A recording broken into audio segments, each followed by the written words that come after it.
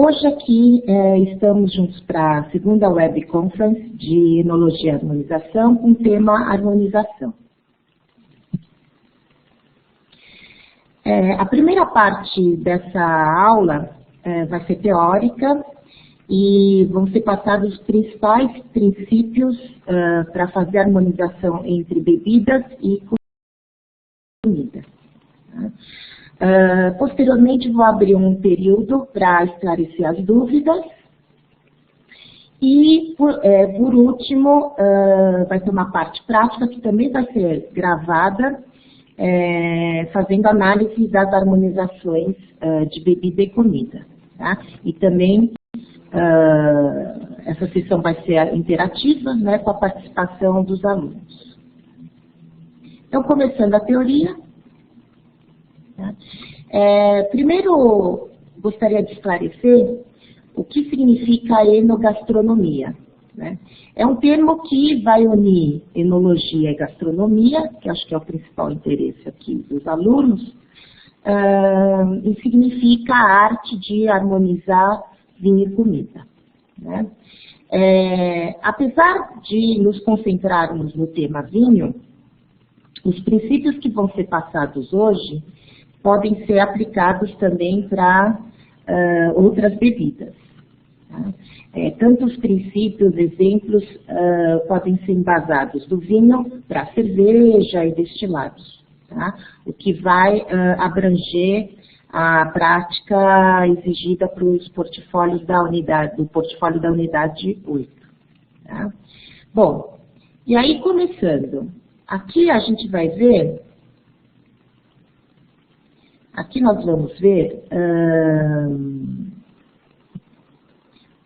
o principal princípio, que é o do peso. Tá? Então, quando a gente fala de harmonização de bebida e comida, nós temos que seguir primeiro esse princípio que é dos pesos. O que isso significa? Que o peso do vinho e o peso da comida, ou da preparação, deve ser equivalente. Né?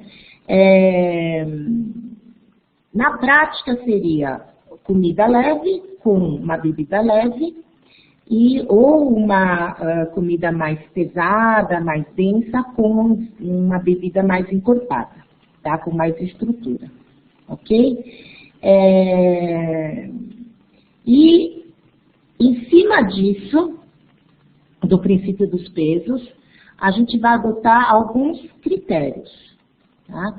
Que pode ser de contraste, similaridade ou até, um caso mais específico, de regionalidade. Tá? O que acontece com o critério do contraste? Eu vou acabar dando muitos exemplos. O do contraste seria pegar algumas características da bebida e algumas características da comida, e essas justamente as características contrastá-las. Tá? Por exemplo, se a gente tem uma preparação como uma lula doré. Lula doré vai ser frita em imersão, né, empanada e frita em imersão, portanto vai ter uma textura crocante, e vai ter muita gordura, adição de gordura. Tá? E aí o que acontece? Quando a gente pede um prato como esse, né, como a lula doré, nós vamos provavelmente encontrar junto ao prato um acompanhamento como limão ou molho tártaro, que a principal característica desses acompanhamentos seria a acidez. Então, para que servem esses acompanhamentos, ou, no caso, justamente essa acidez evidente? Seria para amenizar a gordura dessa lula doré. Né? Então, por que não, em vez de usar um acompanhamento desses, né, adotar uma bebida mais ácida, que também consiga amenizar a gordura desse prato, que é uma das principais características da lula doré. Né? Então, no caso, poderia ser, por exemplo, um vinho branco ácido. Ok? Bom, então esse é um belo exemplo de contraste. No caso de similaridade, esse é outro critério que nós podemos adotar, é pegar algumas características da preparação da comida e algumas características da bebida e fazer com que a combinação seja semelhante, né? Nesse critério, a gente adota muito os aromas da bebida, com aromas e sabores também da bebida. Então, por exemplo, se uma comida leva na preparação muita especiaria, por exemplo, né, vai harmonizar perfeitamente, ou combinar perfeitamente, com uma bebida, no caso um vinho, que tenha notas muito evidentes de especiarias também. Então, por conta desses aromas característicos desse vinho com as especiarias encontradas na preparação, nós vamos conseguir combinar perfeitamente que nós vamos encontrar os mesmos aromas, né, e mesmos sabores. Tá? Então, esse é o critério da similaridade. A questão da regionalidade é muito interessante, porque vários desses princípios que eu estou comentando agora também são embasados em exemplos que podem partir para a regionalidade, né? O que significa isso? Que normalmente regiões, países que têm pratos extremamente tradicionais vão harmonizar perfeitamente com a bebida local, a bebida regional, né? Então, a gente tem principalmente isso ocorrendo na Europa, pratos muito tradicionais regionais, combinando perfeitamente com vinhos regionais, né? Não podemos esquecer que isso segue uma tradição secular, tá? E por que eu comento como exemplo essas combinações regionais? Nós podemos, claro, não vamos encontrar a mesma preparação e os mesmos vinhos, por exemplo, aqui no Brasil, né? Mas podemos adotar como exemplo, como uma base. Então, se a gente consegue identificar na nossa preparação pratos semelhantes, que são bem tradicionais de alguma região lá da Europa, podemos adotar muito bem o vinho dessa mesma região. Provavelmente, a combinação dará muito certo, tá? Então, esses são os 3 contrastes. Obviamente, não esquecendo do princípio mais elementar, que é o do peso, tá? Esse aqui não pode ser esquecido jamais. É o primeiro critério a ser, o primeiro princípio a ser avaliado se os pesos estão semelhantes, e depois adotar os critérios. O interessante é que esses critérios, eles não são exclusivos. O que eu quero dizer com isso? Se eu adoto o critério do contraste, também posso adotar o critério da similaridade. Para alguns, nas características, adoto o contraste. Então, por exemplo, se a comida é gordurosa, no exemplo que eu dei da Lula Doredo, e a bebida é ácida, isso vai combinar perfeitamente, porque a acidez da bebida vai amenizar a gordura do prato. Mas, ao mesmo tempo, se esse mesmo vinho tem notas aromáticas específicas, como herbáceo, por exemplo, tá? A gente pode buscar no prato as mesmas notas herbais, né? Como ervas, né? Pode ser manjericão, hortelã, etc., só como exemplo. Ok? Então, os critérios podem ser usados simultaneamente. Bom, outra questão muito importante são as bases da harmonização. Tá? São os componentes principais a serem usados na prática quando a gente for pensar em alguma combinação, tá? For pensar, planejar alguma harmonização. Então, quando eu falo em base, são os componentes mais utilizados. Quais são? Que são exatamente os do paladar. Então, quando eu falo paladar, quais são os gostos básicos? Né? A gente já sabe. salgada, doçura, acidez, amargor, aí pode entrar na parte do vinho, da bebida, álcool, no caso do vinho, tanino, né? Então, esses são componentes do paladar, tá? E são as principais ferramentas que a gente vai ter para caracterizar e para conseguir, justamente com essas características, combinar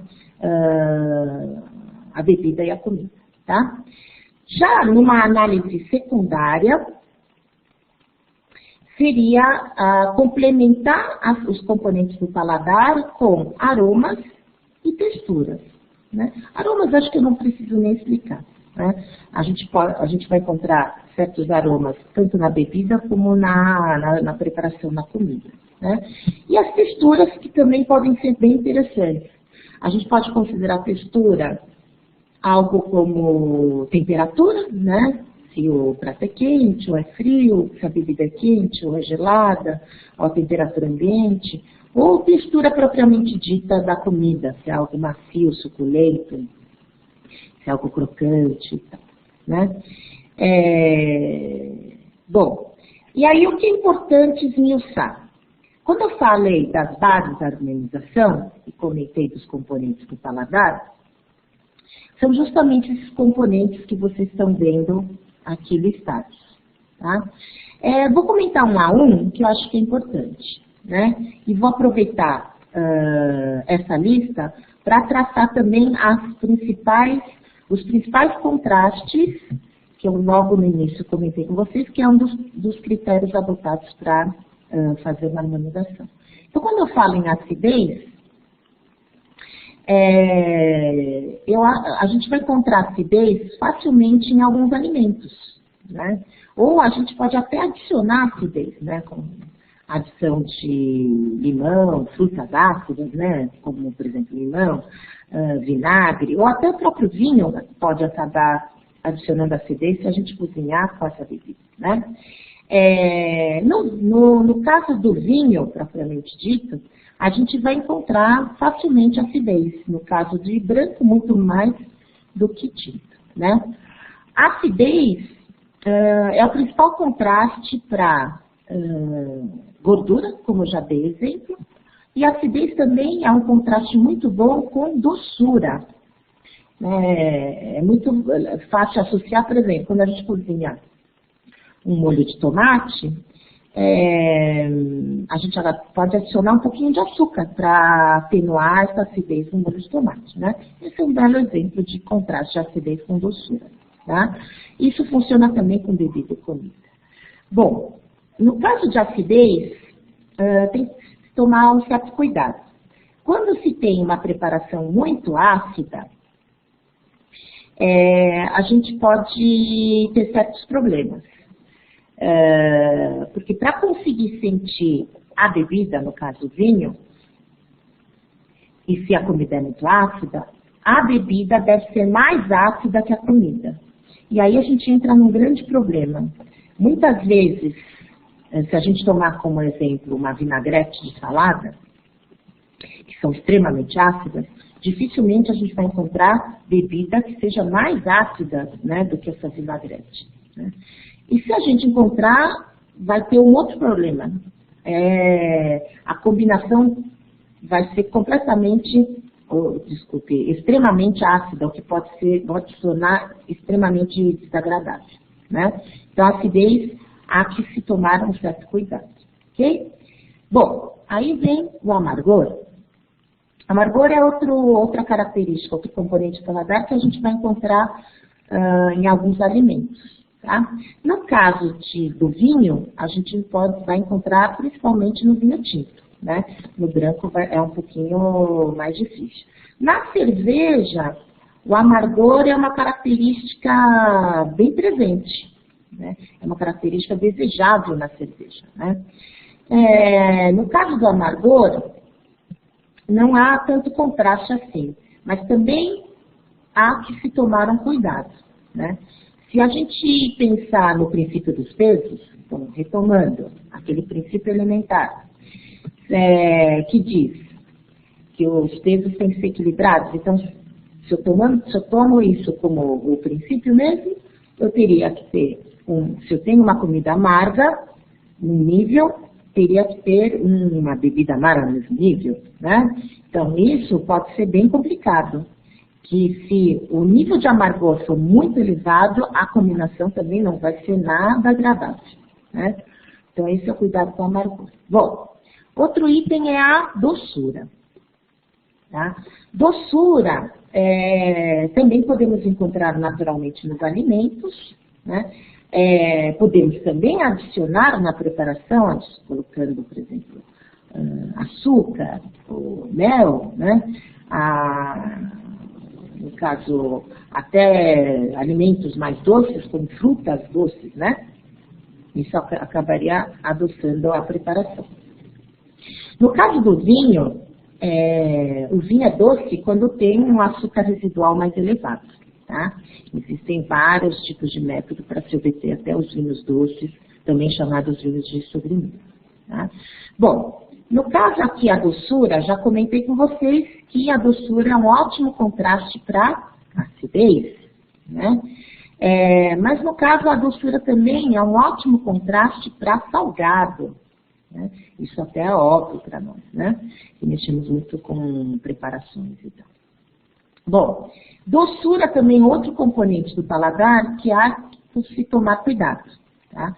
É o mesmo cuidado que a gente tem que adotar para acidez.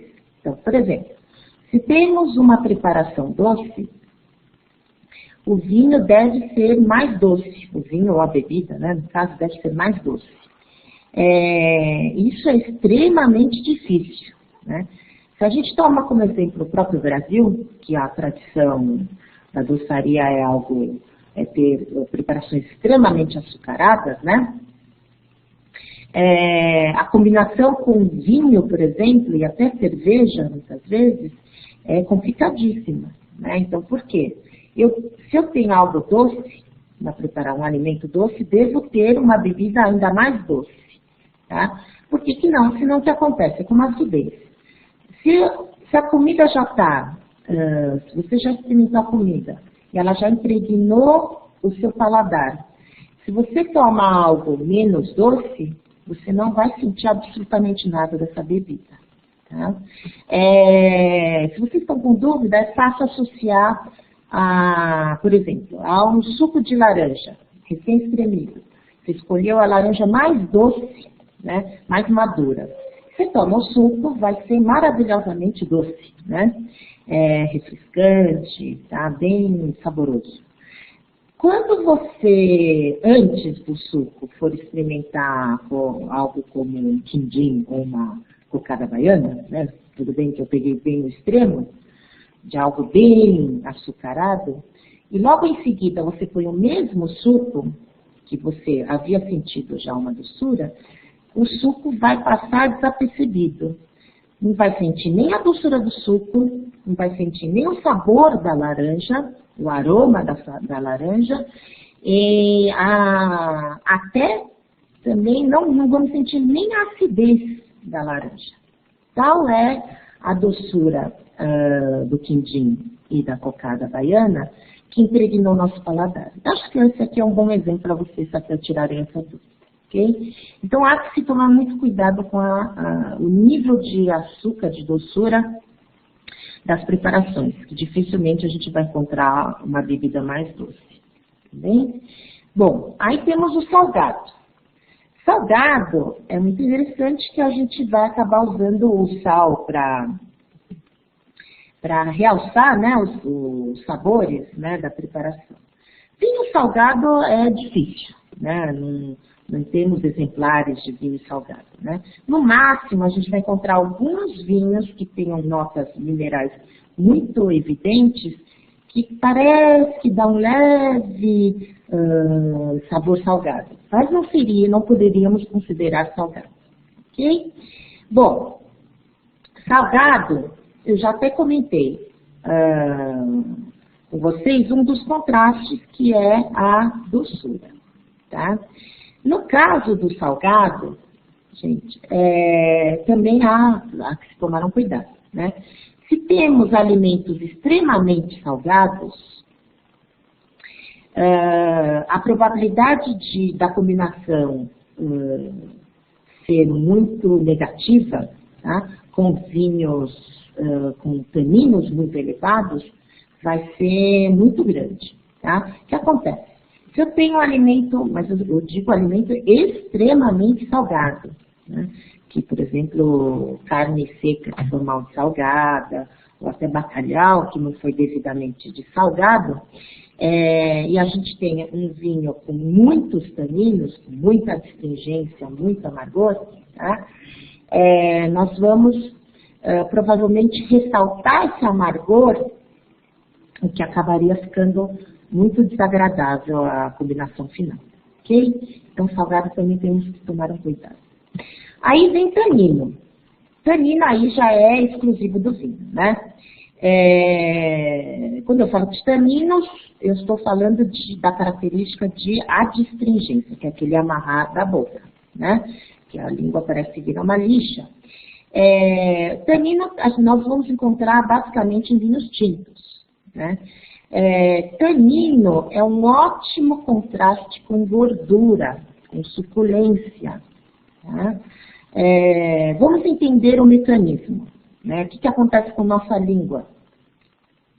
Se nós comemos algo gorduroso, com muita suculência, essa gordura, essa suculência vai envolver de tal forma a língua, ou seja, as papilas gustativas, é como se as papilas gustativas estivessem mergulhadas em gordura, tá? Formando uma capa lisa.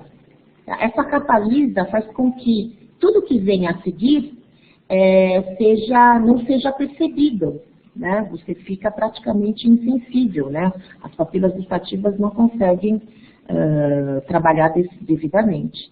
Então, o que acontece com o tanino? Né? Não é aquela característica de lixa, de amarrar a boca, né? É como se as papilas gustativas ficassem arrepiadas, né? Então, isso ajuda a vencer um pouco a camada de gordura. Não é à toa que dizemos que os vinhos tintos ficam maravilhosos com churrasco, né? Isso é muito comum, tá? Bom, aí vem o álcool, tá? O álcool também seria percebido nas bebidas, né? Álcool que dá aquela sensação de quentura, não é isso? Nós temos aqui no álcool também um certo cuidado. Quando temos comida muito salgada, tá? Entramos naquele mesmo item, né, do salgado. Quando temos uma comida muito salgada e também uma bebida muito alcoólica, pode ser que a combinação seja amarga, tá? O que não seria muito agradável, tá bem? Então, esses eram todos os componentes do paladar, tá? Entre acidez e álcool. Então, esses são as bases, ou seja, as principais ferramentas que nós usamos para fazer a combinação, ok? E depois complementamos, né, perfeitamente com os aromas, que nós usamos muito mais similaridade, né? O critério da similaridade com os aromas, tá? E complementamos ainda com texturas, né? Por exemplo, texturas, nós podemos usar contraste, né? Eu acho muito agradável, pessoalmente, comida quente com bebida gelada. Tá? Eu gosto desse contraste de temperatura, né? Há que se tomar um cuidado, porque nem todos acham isso agradável, tá? Ou até contraste de textura do alimento, né? Por exemplo, um alimento muito macio, suculento, com, por exemplo, um vinho espumante, né? Que esse gás, essa bolha, acaba contrastando muito bem com essa maciez, ok? Então, esses eram componentes mais básicos, né? Que são o paladar, e os secundários entre aromas e texturas, ok? Bom, seguindo. Próximo slide.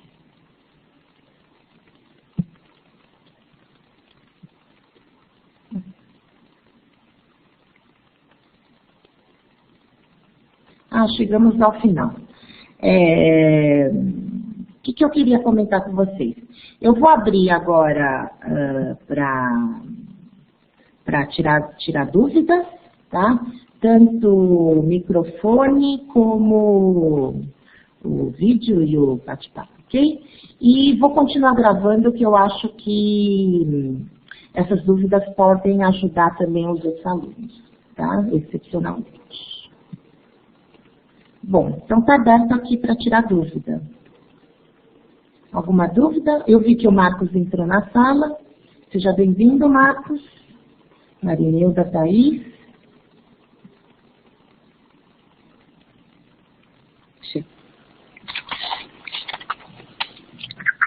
Prefiro que vocês escrevam no bate-papo, que às vezes no áudio não dá para ouvir tão bem assim.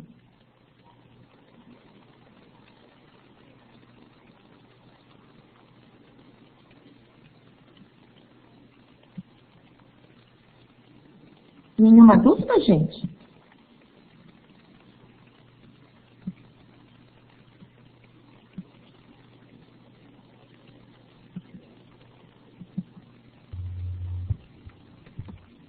Já estão me ouvindo?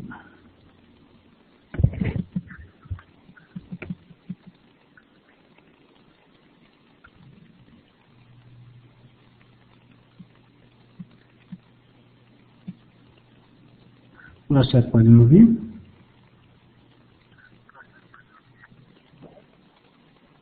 Marcos, estou tentando falar. Está podendo me ouvir, chefe? Agora sim, um pouco pode atrasado falar. na sala, eu perdi alguma parte da apresentação. Só para ter uma ideia em relação à acidez, quando você diz que um vinho para acompanhar uma comida precisa estar praticamente compatível com a mesma acidez. Os dois teriam a mesma acidez, né? Pelo que eu entendi. Isso. Ou o mesmo nível de acidez, que até isso acaba seguindo o princípio dos pesos, né? Então, se tem uma comida ácida, a bebida também deve ser ácida. Ou, melhor ainda, a bebida deve ser um pouquinho acima em relação ao nível de acidez. Em relação à acidez, eu acredito que ela aparece mais nos vinhos brancos, pelo que eu entendi. Nos tintos, como é que eu consigo encontrar, por exemplo, eu vou fazer uma massa, por exemplo, eu tenho o tipo de casca que combina mais com aquela massa, é fácil identificar isso? Nossa, Marcos, peraí, eu acho que eu estou ouvindo você muito mal. Você consegue falar um pouquinho mais alto? Sim, consigo. Está podendo me ouvir melhor? Em relação à acidez, pelo que eu estou vendo, nós encontramos mais acidez nos vinhos brancos, correto? Eu vou fazer uma harmonização, uma massa com massa de tomate, por exemplo. Massa de tomate, molho vermelho. Ah, tá. Molho de tomate, sim. Por exemplo, eu partiria de qual princípio para achar um tinto que seria compatível com essa acidez? Porque o vinho branco provavelmente não iria combinar, né? Ah, tá. Provavelmente, ótimo exemplo, Marcos. Aliás, deixa eu só fazer um comentário antes de responder o Marcos e até responder a Thaís, tá? Já vi sua dúvida, Thaís. Acho que, primeiro, a gente se baseia nesses princípios e depois, que eu acabo de passar para vocês, e depois acho que muitas coisas a gente acaba também se baseando nos exemplos, tá? Então, acho que a pergunta do Marcos foi muito coerente e vai dar um ótimo exemplo, né? Então, quando a gente fala de massa com molho de tomate é ácido, né? E aí, o que acontece? Nós vamos ter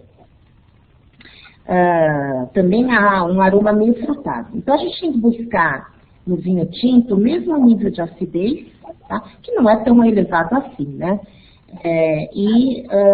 Também aromas frutados no vinho, tá?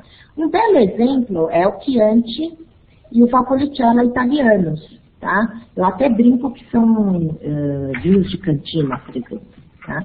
Que a acidez vai casar muito bem. No caso do branco, como o Marcos comentou, também teria uma acidez elevada. Só que o problema qual é? Lembrem-se que eu comentei com vocês logo no início que não podemos esquecer de maneira alguma o princípio dos pesos. Tá? O vinho branco provavelmente vai ser muito mais leve do que o molho de tomate, né? Que é o principal elemento a ser avaliado aí no prato. Tudo bem, Marcos? Tudo bem. Agora eu vou responder a Thaís. Gente, nós temos... Vou deixar mais uma dúvida ou duas, porque eu acho que na parte prática a gente vai conseguir sanar também muitas dúvidas, tudo bem? Tá? Então, a Thaís me pergunta aqui como amenizar o amargor do alimento para conseguir a harmonização com o vinho. Então, o amargor, na verdade, não tem um contraste direto, tá? Muitas vezes, quando a gente cozinha algo amargo, a gente acrescenta um pouco de açúcar, um pouco de ácidos, né, para amenizar, tá? No caso, até um certo nível de amargor, claro que isso varia de pessoa para pessoa, mas até um certo nível de amargor as pessoas suportam. É por isso que na mesma avaliação do vinho, a gente põe até amargor se é agradável e desagradável, né? Acho que vocês devem lembrar da ficha de degustação. E se a gente acrescenta aí a combinação de um alimento um pouco amargo também, tá? Pode aumentar um pouco esse amargor, que ainda pode ser dentro de uma tolerância das pessoas, né? E aí não teria problema. O problema é quando já excede essa tolerância, né? Aí não tem nem como amenizar mesmo algo muito amargo, né? De novo, lembrando que isso varia de pessoa para pessoa, tá? Mas um pouco a gordura também ajuda, a acidez e a doçura. Tudo bem, Thaís? Mas não é realmente um contraste direto. Na cerveja, sim, se usa muito a questão do amargor com gordura, tá? Com comidas gordurosas, ok? Entendido, Thaís?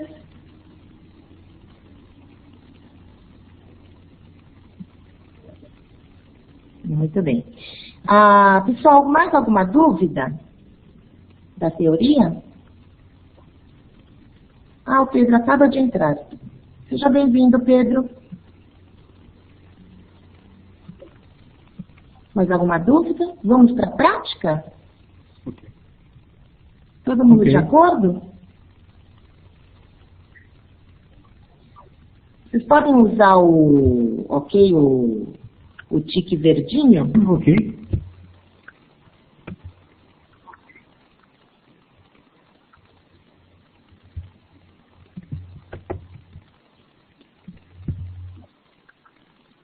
Marcos, ok.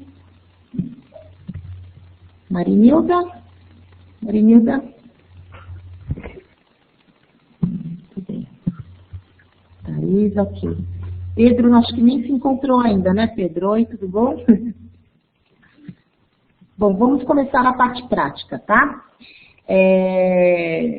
No caso aqui, eu vou até voltar no primeiro slide, esse aqui, tá? Que é um dos mais importantes. Bom, então todo mundo come, só checando, cerveja, vinho, castanha, queijo, que são os itens que a gente vai harmonizar. Também vai precisar de pão e água para limpar o paladar. Isso também vão precisar de papel e caneta, tudo bem? Eu vou deixar todos os canais abertos, porque isso vai ser mais interativo, como a gente fez na primeira sessão de Web Content, tá? Que eu acho que é mais rico aí a interatividade. Só vou pedir um tempinho que também vou me servir de cerveja, tá bom?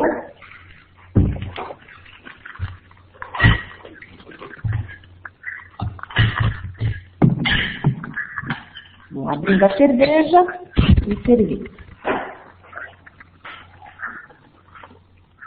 Pessoal, só um lembrete. Quem precisar cuspir, pode usar um copinho. Cadê minha câmera? Tá? Bom, primeiro é o seguinte, que é muito importante. Antes de começar a harmonização, tá, é extremamente importante analisarmos as bebidas, tá? Do caso aqui, tem uma certa ordem, né? A gente vai começar com a bebida mais leve, a bebida depois um pouquinho mais entortada. Então, por isso que a gente vai começar com a cerveja. Então, olha, gente, a cerveja aqui, tá? A parte visual não é tão importante assim, claro, para fazer a análise sensorial especificamente da cerveja, sim, mas aqui no caso, para avaliar a harmonização, nós vamos pular a parte visual, tá? Então, no papel que eu pedi para vocês anotarem, né, vocês podem pôr assim, características da cerveja, tá? Então, primeiro, a questão do aroma, tá? Se ele é intenso ou não, a gente pode usar até a mesma técnica que adotamos para o vinho, né? Começar aqui do peito e tal, e aproximando até o nariz, tá? A minha cerveja é uma Pilsen, né? Tá? Como eu já tinha pedido, uma Pilsen Premium, tá? Que no caso até comprei uma Heineken, né? Que estava mais acessível. Para mim a intensidade é média, né? Não é nada muito intenso, tá? E a gente pode ver os grupos aromáticos, que isso sim é extremamente importante aqui no aroma, tá? Cerveja também pode se agitar, tá? Então primeiro sem agitar, aqui eu sinto aroma frutado, tá? Que é bem típico da Pilsen, né? E muito floral, que isso vem do lúpulo, tá? Não vamos esquecer que o lúpulo é também uma flor, né? E por conta disso o aroma floral, tá? Mas basicamente é isso. A gente pode agitar um pouquinho para ver se facilita a abertura de outros aromas, tá? Basicamente é isso, tá? Floral e frutado. O que a gente pode ver? Que normalmente as Pilsens têm uma boa carbonatação, tá? Essa é a única parte visual que vai ser importante na hora de avaliar, né? Mas isso a gente acaba também avaliando no paladar, tá? Então, o que vocês vão fazer? Vocês vão colocar um gole, agora a parte gustativa, né? Do paladar.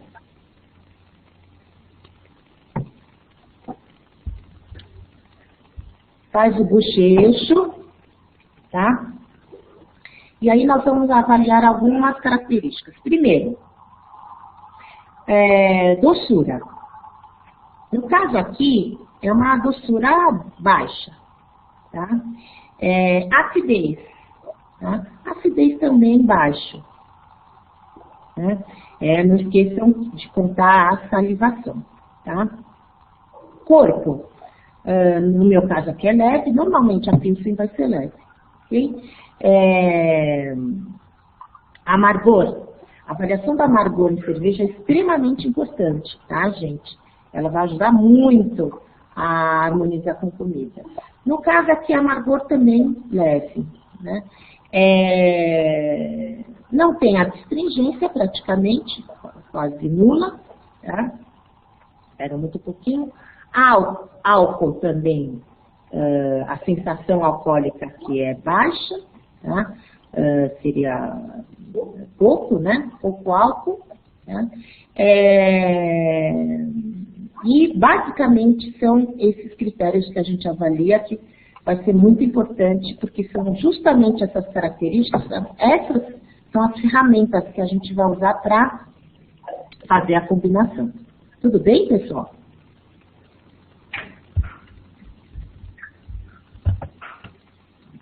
Bom, aí vem o vinho, né? E o vinho acho que vocês têm mais familiaridade. Só peço para vocês pegarem um pedaço de pão, tá? Comer e tomar água. Bom para limpar o paladar entre uma bebida e outra, tá? Então vamos lá, façam comigo. Peguem um pedaço de pão e tomem água.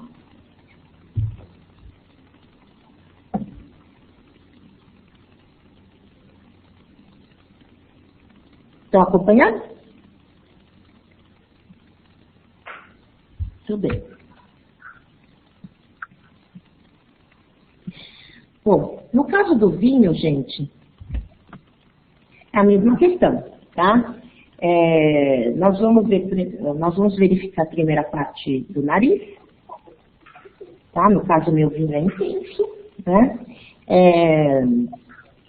De grupos aromáticos, vamos encontrar frutado, uma leve madeira, que foi isso que eu pedi para vocês, tá?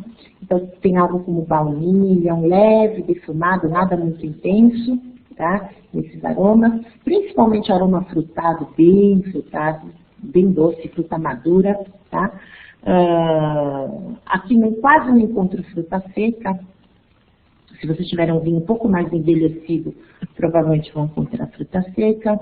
Tá? Tem um pouco de herbáceo, algo que parece mato molhado e tal, grama cortada, tá? Uma leve especiaria, mas também o que ressalta mais é a fruta madura, tá? Vocês podem agitar para ver se saem outros aromas. Tá? Aqui eu realmente realço muito mais a fruta madura, tá? É óbvio que o vinho vai ser mais complexo que a cerveja, tá? Mas muitas vezes também pode ser o contrário, tá? Depende muito do vinho e da cerveja, né? Mas nesse caso, sim, o vinho vai ser mais complexo que a cerveja, ok? É bom fazer essas comparações para a gente também conseguir já deduzir algumas combinações aí, tá? Bom, então, aí dê o primeiro gole, faz o bochecho caprichado, que a gente já pode avaliar aí a questão dos itens do paladar, tá bom? Então vamos lá.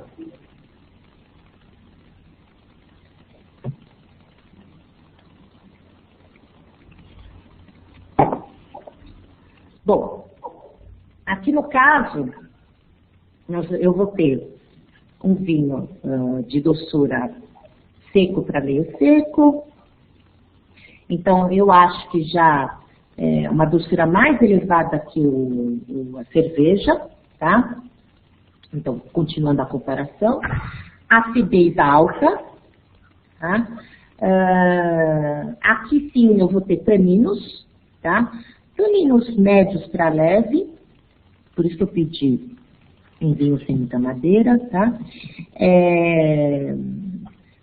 Álcool médio, já a sensação alcoólica é maior que a da cerveja, né? Corpo médio também, já é mais encostado que a cerveja, né? Só tem amargor menor que da cerveja. Eu acho que a cerveja vai ter um amargor maior, tá bem? Tá? E eu acho que eu não esqueci nada. Se eu esqueci, vocês podem até comentar, tá? E anotar aí no papel de vocês, tá? Completar as suas anotações. Tudo bem, pessoal? Tá? Continuem tomando água, que é importante. Bom, aí é o seguinte, gente. Como é brincadeira, né? Nós vamos começar com a castanha de caju. Tá? Então, o ideal é fazer o seguinte. Pegar uma castanha, se for muito grande, meia, né? Colocar na boca, mastigar. Tá? Quando mastigar, tenta envolver toda a boca. Tá?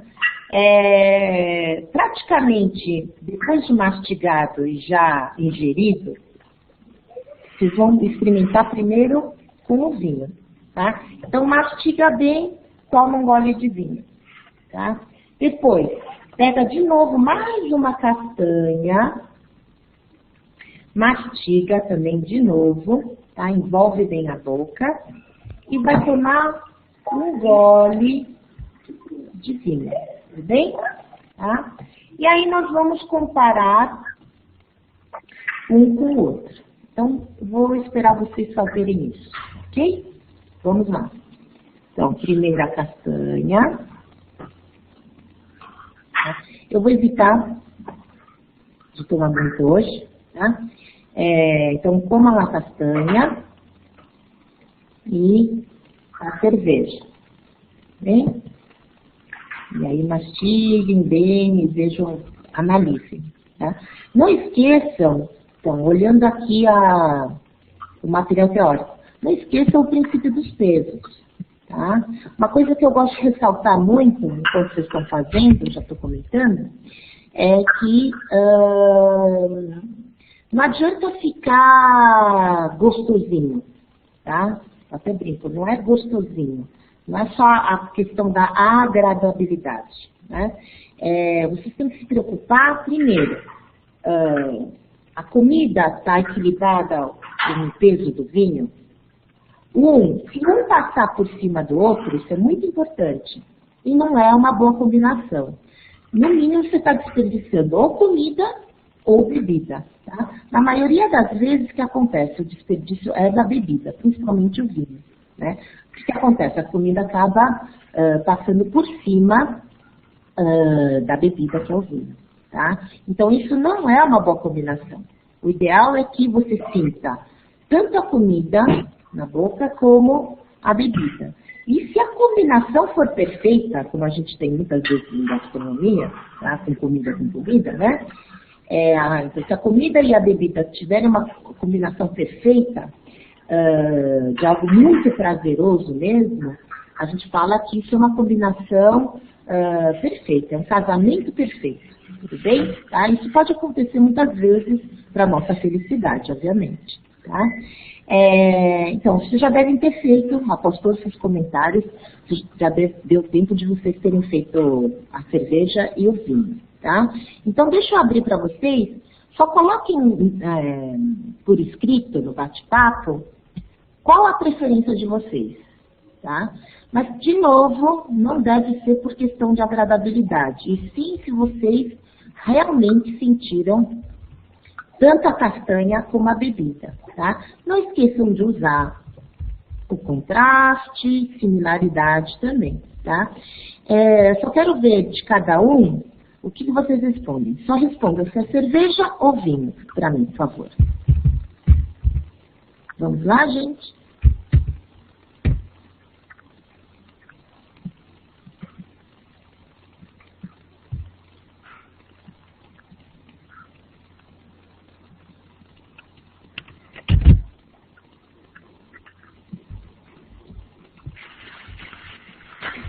Marcos respondeu cerveja. A Thaís, vinho. Marinilda? Fez bastante. Parece pequeno. Ah, Marinilda acabou saindo. Só agora que eu vi. Bom, então é 50% a 50%, né? Mas o que acontece? Eu acho que, na verdade, nenhuma das duas bebidas, tá? Poderia ser essa resposta também. O que acontece? Se a gente segue só simplesmente pelo princípio dos pesos, a cerveja, ela vai ser mais leve. Então, vocês imaginam, gente, isso é uma pilsen que se bebe na maior parte das vezes, né? Tá? A grande maioria da população no Brasil, né? Então, a pilsen aqui provavelmente vai ser um pouco mais leve que a castanha, tá? A castanha tem uma certa gordura, né? Precisaria que a cerveja tivesse um pouquinho mais de acidez e principalmente mais aromático, tá? Mais estrutura, que aí a gente conseguiria ter pesos equivalentes, ok? Já no caso do vinho, eu acho que é o contrário. Nós vamos ter uma bebida que passa por cima da castanha. No caso, se for pelo contraste, é claro que o vinho vai ter uma ótima acidez para contrastar com a gordura da castanha, tá? Só que aqui, no caso, o vinho vai ter uma estrutura e até muito mais aroma e acaba se sobrepondo ao aroma e o sabor delicado da castanha. Tudo bem? Tá? Então, acho que, na verdade, nenhum dos dois. Tá? Deixa eu ver quem fala. Thaís. O vinho se sobrepôs à castanha, mas a cerveja ficou adocicada esse vinho. Então, esse é o comentário, Thaís. Eu acho que nenhum dos dois, né? O ideal seria talvez um vinho branco, né? Ou um vinho tinto bem mais leve, tá?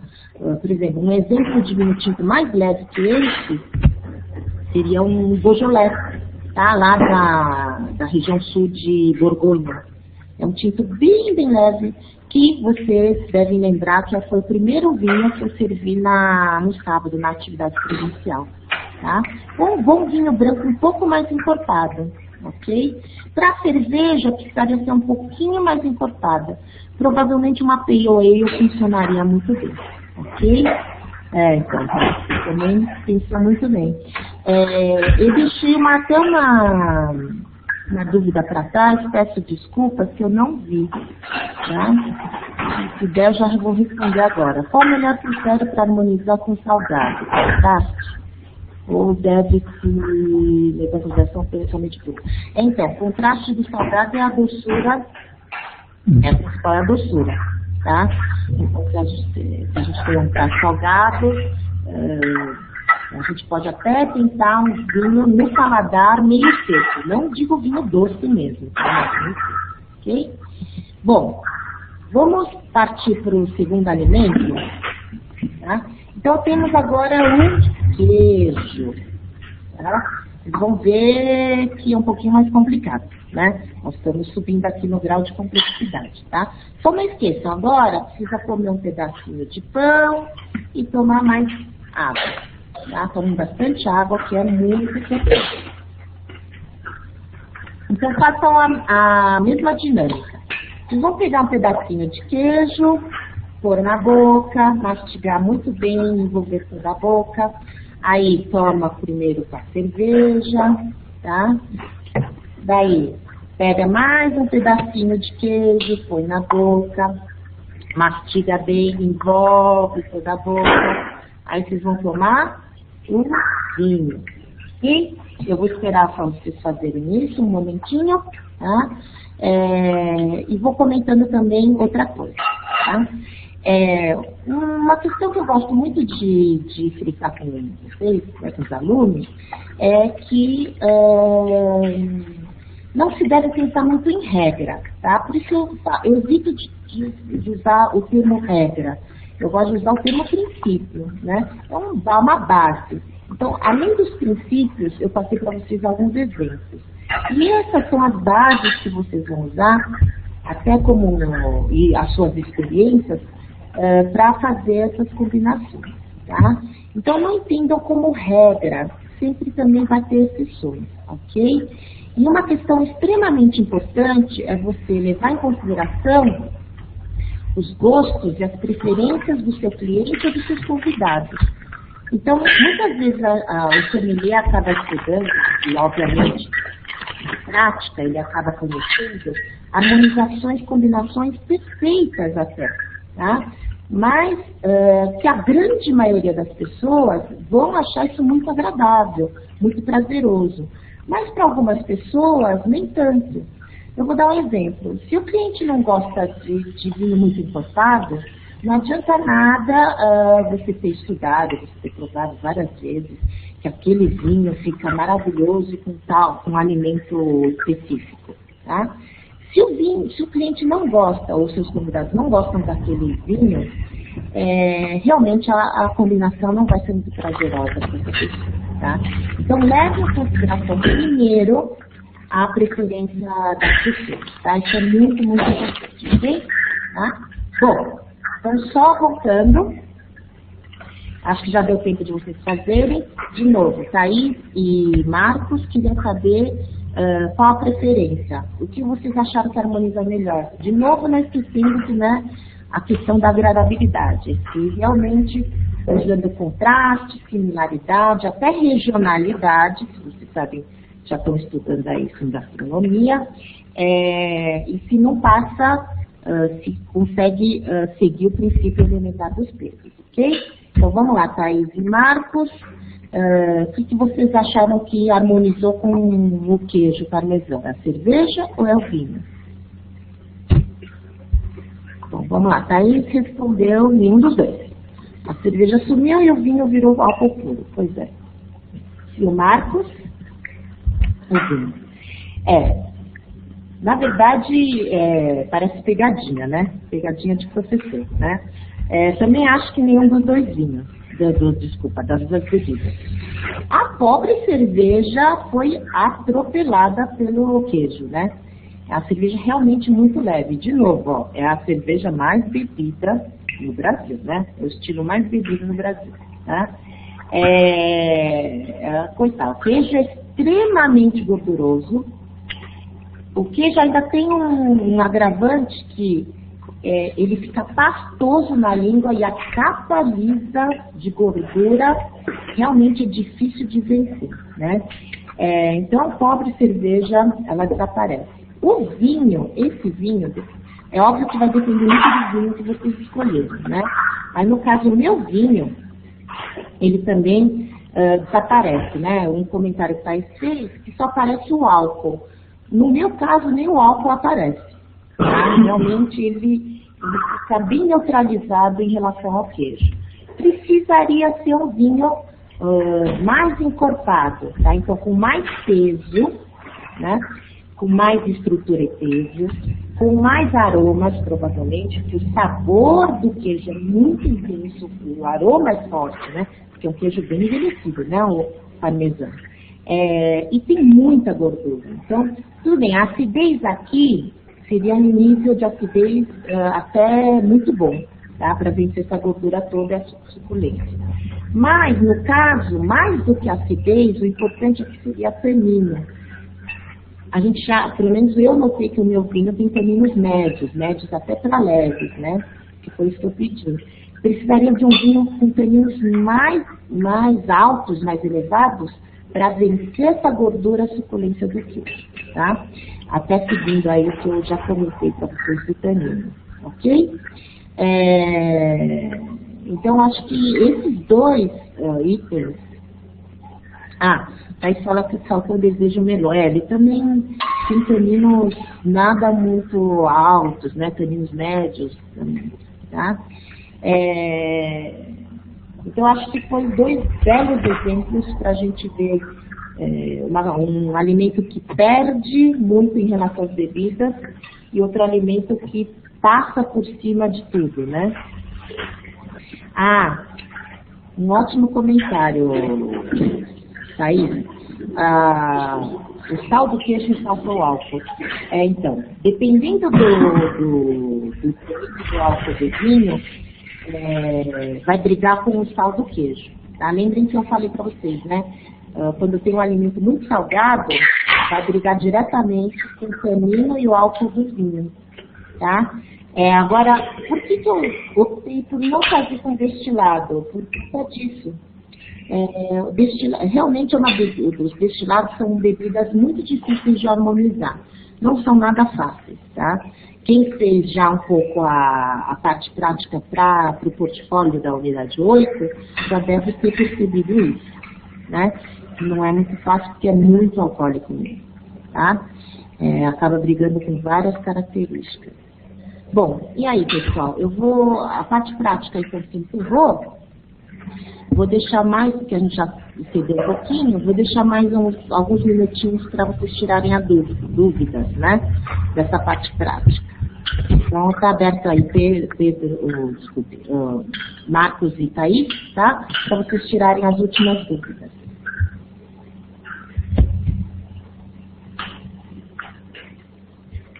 Está me ouvindo, Sérgio? Pode falar. Então, em relação a queijos, a probabilidade de encontrar algum tinto que combine é bem difícil, né? Ou que harmonize. Difícil.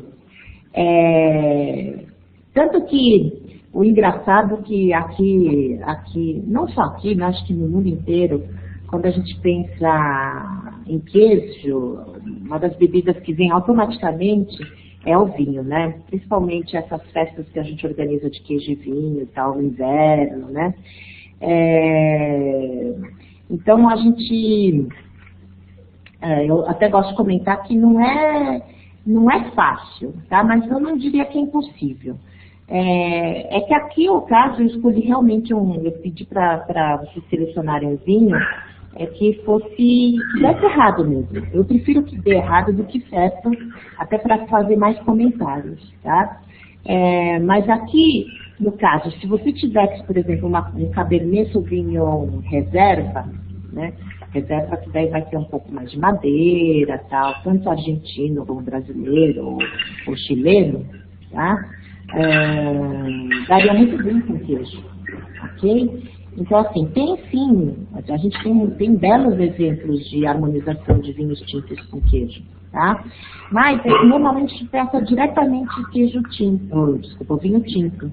Mas muitas vezes tem outros queijos que vão ficar muito bem com queijo branco, que a gente não está muito habituado a fazer essa combinação, né? Por esse lado, você sim tem razão, tá? Mas não acho que seja extremamente complicado ou impossível, né? Tá? Bom, a Thaís me perguntou outra questão: o que faz com que tenhamos a sensação de refrescância da carbonatação? Exatamente, Thaís. Uma das características da cerveja que está muito em harmonização, além de amargor, que a amargor vai contrastar diretamente aqui no caso da cerveja mesmo, a gordura, vai ser a carbonatação. O que acontece? O gás carbônico, as bolhas, né? Que a gente traduz como as bolhas, o gás carbônico no paladar vai limpar o paladar. Isso facilita a harmonização. E isso também aumenta a refrescância. Não é só a temperatura, não é só a acidez, que algumas cervejas são um pouco mais ácidas, né? No caso, a Pilsen não tem tanta acidez. Mas a refrescância é muito dada pela temperatura e pela carbonatação, tá? Pelo gás carbônico. Bem? Alguma dúvida sobre a harmonização? Não, acredito que não.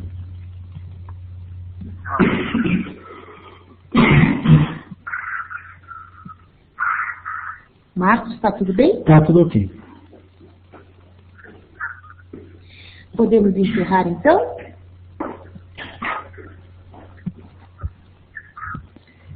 Eu tenho mais uma questão. Tá, pode falar. Eu estou redigindo. Tá.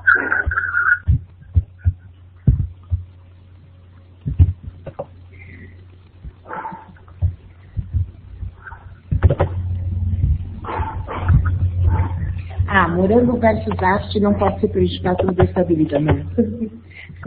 Eu não sei se você já fez a combinação, ela é perfeita mesmo.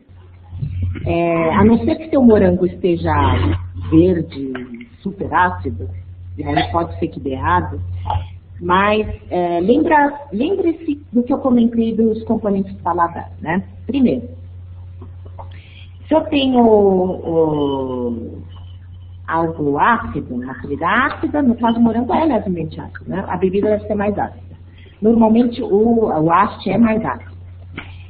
Daí tem a outra questão que eu disse que tinha que tomar cuidado. O morango é levemente doce, né? Então, se eu tenho uma preparação doce, a bebida deve ser mais doce, tá? E o haste normalmente consegue ser mais doce. Só que a combinação é perfeita por quê? Gente, não é só porque provavelmente o haste consegue ser mais doce e mais ácido que o morango, mas porque o haste tem um frutado exuberante, tá? Haste é feito com a uva moscato, que é a nossa moscatel, a prima da nossa moscatel, que é uma uva que dá vinhos extremamente aromáticos. Então, similaridade de aromas, né? E a gente vai ter um contraste que eu acho muito, contraste não, até texturas muito parecidas, né? Que eu acho muito interessante, que é a semente do morango com a bolha, né? Com o gás, né? Com essas bolhas que tem no haste, que é um espumante, né? Então eu acho que é uma harmonização perfeita. Só fazendo na prática para você entender o que eu estou dizendo, tá? Não sei se você já fez para o portfólio da unidade 7, se não me engano.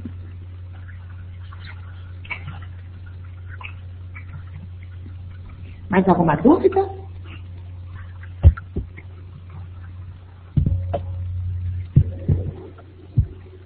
É que vamos encerrando mesmo, a gente já é 1h15. De nada. Tá, não tem problema. Você me agradeceu e eu que agradeço a participação de vocês. Agradeço mesmo, eu sei que é um horário complicado, mas é o único que eu tenho disponível, né? Tá? Peraí que tem um... Marcos, você não entendeu ou você ainda quer tirar mais alguma dúvida, Marcos? Não estou ok. Não, chefe, tá ok, é que eu... Tá ok, é que eu apertei o... Ficou errado. Já era errado aqui. Então, eu vou fazer o seguinte, eu vou encerrar por hoje, acho que foi bem didático também, e se vocês tiverem mais alguma dúvida, eu peço para que coloquem no fórum, que também todos podem participar, tá bom? Então, pessoal, eu vou encerrando esse nosso segundo encontro via web, com o tema harmonização, tá? E as dúvidas restantes eu vou tirar no fórum. Então, um abraço a todos, tchau. Tchau.